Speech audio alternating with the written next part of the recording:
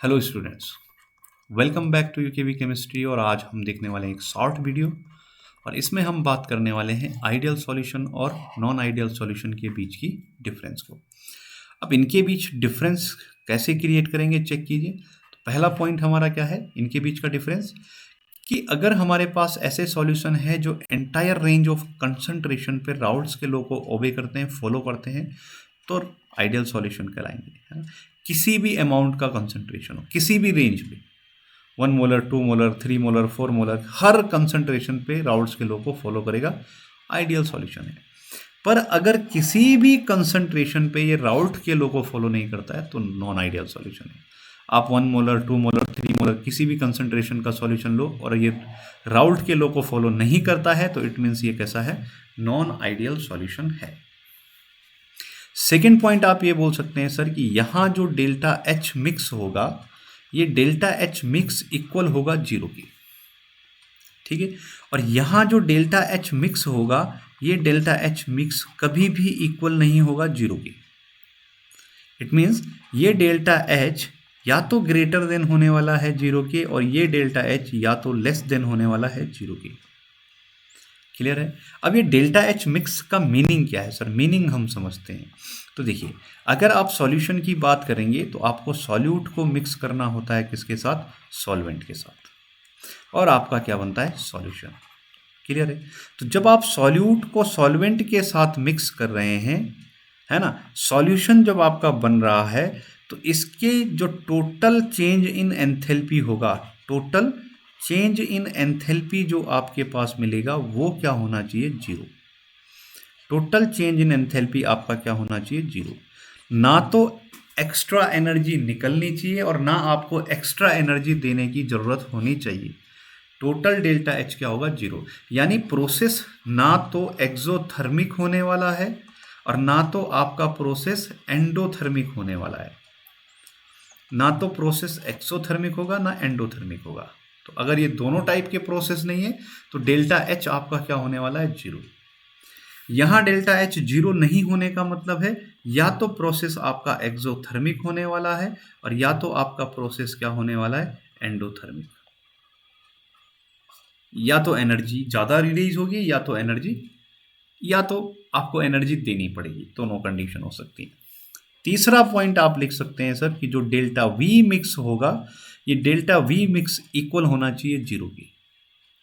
और यहां जो डेल्टा वी मिक्स होगा, ये डेल्टा वी मिक्स नहीं होने, इक्वल नहीं होने वाला है किसके, 0 के। Again same condition, delta V greater than हो सकता है 0 और डेल्टा वी लेस देन हो सकता है 0। क्लियर है।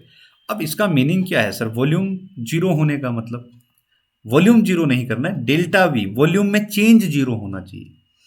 यानी अगर आप 1 लीटर के सॉल्यूट को मिक्स करते हैं किसमें, 1 लीटर ऑफ सॉल्वेंट में, तो टोटल जो वॉल्यूम आपका आना चाहिए 2 लीटर आना चाहिए, ना तो इससे ज़्यादा ना तो इससे कम। अगर ग्रेटर देन 2 लीटर और लेस देन 2 लीटर आता है तो ये हमारा नॉन आइडियल सॉल्यूशन होगा। इट मीन्स वहां मॉलिक्यूल्स के बीच में कुछ और बॉन्डिंग हुई है, इसको भी समझते हैं। फोर्थ पॉइंट हमारा है molecular interaction between them, molecular interaction between them. Clear है। देखिए, मॉलिक्यूलर इंटरेक्शन बॉन्डिंग क्या बोलती है कि ए और बी के बीच का जो मॉलिक्यूलर इंटरेक्शन होना चाहिए, ये इक्वल होना चाहिए ए बी के मॉलिक्यूलर इंटरेक्शन की। मीन्स जितने स्ट्रॉन्ग ये बॉन्ड बनने वाले हैं, जितने स्ट्रॉन्ग ये बॉन्ड फॉर्म होंगे, उतने ही स्ट्रॉन्ग, सेम स्ट्रॉन्गनेस इन दोनों के बीच में होनी चाहिए, है ना। इन दोनों की स्ट्रॉन्गनेस को अगर आप प्लस करोगे तो स्ट्रॉन्गनेस आएगी ए और ए बी के बीच की, है ना। ए और बी की स्ट्रॉन्गनेस जितनी होगी, सेम स्ट्रॉन्गनेस किसकी होनी चाहिए, ए बी की। इसको ऐसे समझते हैं सर, देखिए, जब आपको ए बी बनाना होगा तो ए और बी के बीच के बॉन्ड को क्या करना होगा, ब्रेक। क्लियर है। तो bond breaking energy, bond breaking energy of A and B इक्वल होनी चाहिए bond formation energy of A B के। तो इट मीन्स अगर सेम एनर्जी से बॉन्ड ब्रेक हो रहा है और सेम एनर्जी से बॉन्ड बन रहा है तो इट मीन्स इनकी स्ट्रांगनेस क्या है, सेम है ना। तो बॉन्ड फॉर्मेशन एनर्जी क्या होनी चाहिए, इक्वल। क्लियर बात है। जितनी एनर्जी इसके बॉन्ड ब्रेकिंग में लगेगी सेम एनर्जी यूज होगी ए बी में, ए बी के फॉर्म होने में। इसको आप यहां भी समझ सकते हैं, delta H mix equal to 0। समझना, ए और बी को तोड़ने के लिए जितनी एनर्जी लगती है उतनी एनर्जी कहाँ लगती है, ए बी को बनने में, फॉर्म होने में। यानी ए और बी के बॉन्ड तोड़ने के लिए आपको एनर्जी सप्लाई करने पड़ेगी, प्लस डेल्टा एच देना पड़ेगा, प्लस एच देना पड़ेगा, है ना। एंडोथर्मिक रिएक्शन है यहाँ पे।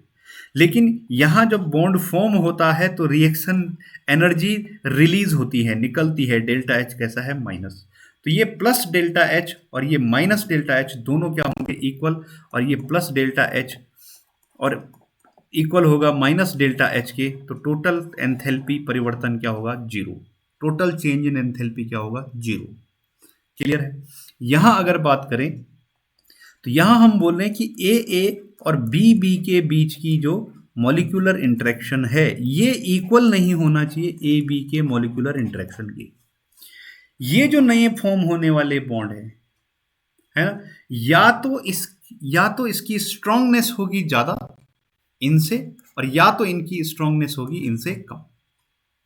मींस अगर आपको ये बॉन्ड तोड़ने के लिए एनर्जी सप्लाई करनी पड़ती है ज्यादा, तो ये बॉन्ड फॉर्म होने में कम एनर्जी लगेगी। बॉन्ड फॉर्म होने में कम एनर्जी लग रही है, मतलब एक्स्ट्रा एनर्जी आपको देनी पड़ेगी सिस्टम को, तो इसका डेल्टा एच होगा पॉजिटिव। ऐसा भी हो सकता है सर कि इस ए बी के फॉर्म होने में ज्यादा एनर्जी निकल रही है जबकि यहां एनर्जी आपको कम देनी पड़ेगी, मींस सिस्टम कैसा हो रहा है, एक्सोथर्मिक। क्लियर है। अब यहां आप 2-3 बातें क्लियर समझ चुके हैं कि इनकी एंथैल्पी, इनका वॉल्यूम और इनका मॉलिक्यूलर इंटरेक्शन इक्वल नहीं होगा। किसका, नॉन आइडियल का, या तो ज्यादा होगा या तो कम। तो अगर राउल्ट के नियम को ये फॉलो नहीं करेंगे, अगर ये राउल्ट के, देखिए जिनका हम एक एग्जांपल लेते हैं एक्सोथर्मिक रिएक्शन का, तो डेल्टा एच मिक्स अगर 0 है तो राउल्ट लॉ को फॉलो करेगा, नहीं है तो नॉन आइडियल सॉल्यूशन है, फॉलो नहीं करेगा। पर अगर ज्यादा है तो क्या करेगा, कम है तो क्या करेगा। तो अगर इसका डेल्टा एच ज्यादा है सर तो ये शो करेगा पॉजिटिव डेविएशन। क्या शो करेगा, positive deviation from Raoult's law. और अगर कम है तो ये शो करेगा negative deviation from Raoult's law. हम इसको ऐसे समझते हैं, जो नॉन आइडियल सॉल्यूशन होते हैं ये 2 टाइप के हमारे पास होते हैं। एक जो नॉर्मल वेपर प्रेशर से या तो ज्यादा वेपर प्रेशर बनाएंगे, जितना वेपर प्रेशर राउल्ट्स के लॉ से हम कैलकुलेट कर रहे थे, अगर उससे ज्यादा वेपर प्रेशर आएगा तो हम बोलेंगे पॉजिटिव डेविएशन दिखा रहा है, और अगर उससे कम वेपर प्रेशर आता है तो हम बोलेंगे ये नेगेटिव डेविएशन दिखा रहा है। तो जो नॉन आइडियल सॉल्यूशन होते हैं हमारे पास 2 टाइप के होते हैं, एक जो राउल्ट के लॉ से पॉजिटिव डेविएशन दिखाते हैं और एक जो राउल्ट के लॉ से नेगेटिव डेविएशन दिखाते हैं। तो ये देखेंगे सर हम नेक्स्ट वीडियो में। आज के लिए रखते हैं इतना ही, तब तक के लिए सी यू।